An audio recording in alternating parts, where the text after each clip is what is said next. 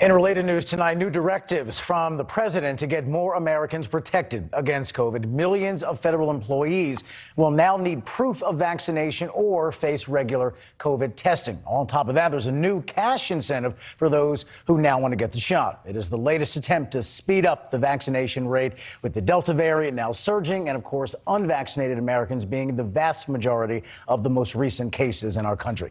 White House correspondent Allison Harris, she's live in D.C. tonight with the very latest on this front. Hey, Alice.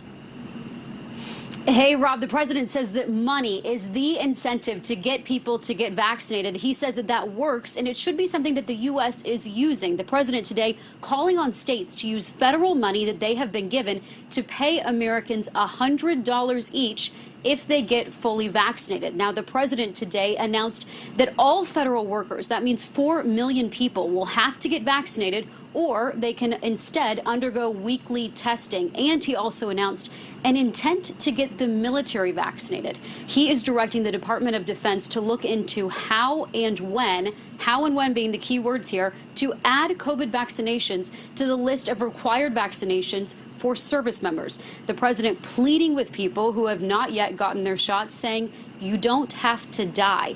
Right now, 99% of COVID deaths in the U.S. are people who are unvaccinated. President Biden making it clear that fully vaccinated people are now going to have to wear masks in most of the country to protect the people who have not yet gotten their shots. Now, already, no surprise that we are seeing pushback from major union groups that represent federal workers. Those groups include the American Postal Workers Union and the American Federation of Teachers. They say that they would rather see a vaccine mandate be negotiated with the unions individually, and the Federal Law Enforcement Officers Association being the most vocal against this today, saying that this infringes on their civil rights. Rob? And Allison, the president is also talking about many people needing to get their shots, of course, for the first time. But what about those booster shots, or even a third dose needed for people who are already fully vaccinated?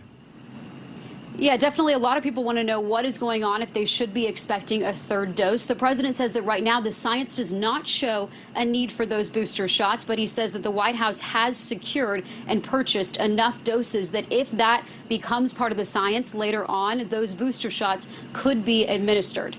Rob and Marnie?